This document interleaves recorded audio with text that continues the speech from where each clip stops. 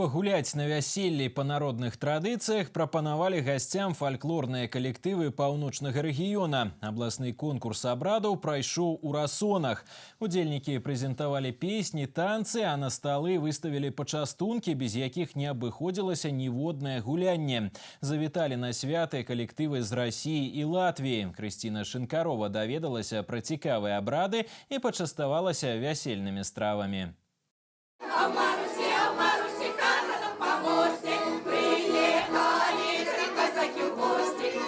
Самабытнае свята конкурс «Вялікая вясельніца» праходзіць у Віцебскай вобласці раз у 2 гады.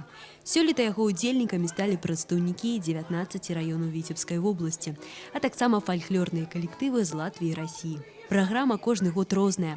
На гэты раз удзельнікі прадставілі абрадавыя стравы вясельнага стола.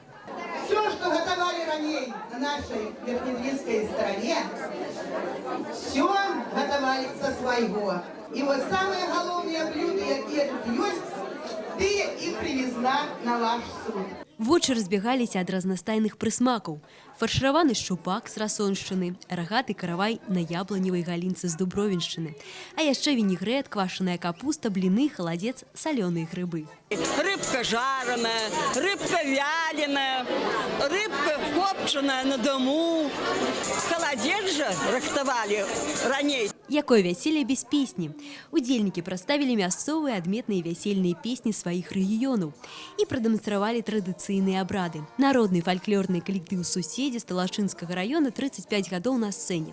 Пра вяселле ведаюць амаль усё. Самое интересное это выкуп невесты, косу резали. Вось і дзяўчаты з Глыбоцкага раёна ўспамінаюць, як на вяселле гулялі не 1-2 дні, як зараз, а 4, а то і 5. На свята запрашалі ўсю вёску і спявалі вясельныя песні. Мы будем сёння спяваць аўтэнтычныя песні, якія спявалі нашы пра-пра-пра-дзядулі і пра-пра-пра-бабулі, таму што ўжо нашым песням, напэўна, можа больш, чым 200 год. Госці з Латвіі і Расіі першы раз на такім свяце. Іх вельмі ўразіў размах і традыцыі кожнага раёна. На будучы год плануюць стаць удзельнікамі свята конкурсу. Этот праздник, мне кажется, уже вырос из масштабов этого помещения. Его нужно, я не знаю, больше места потому что столько всего, коллективы, обряды, гармонь, песни, все это очень здорово. Великолепная традиция, она такая и домашняя, и добросердечная, и очень вкусная, и аппетитная, и вообще совершенно незабываемая презентация всех районов Витебской области. Падчас конкурсу імправізацыі сваці і сваты паводле мясцовых традыцый прадставілі жаніхоў і нявест. Таксама госці пазнаёміліся з асаблівасцямі вясельных строяў асобных рэгіёнаў. У лютым на Расоншчыне пройдзе яшчэ адзін фальклорны фэст.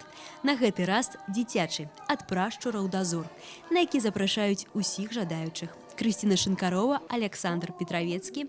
Навіны Расоны.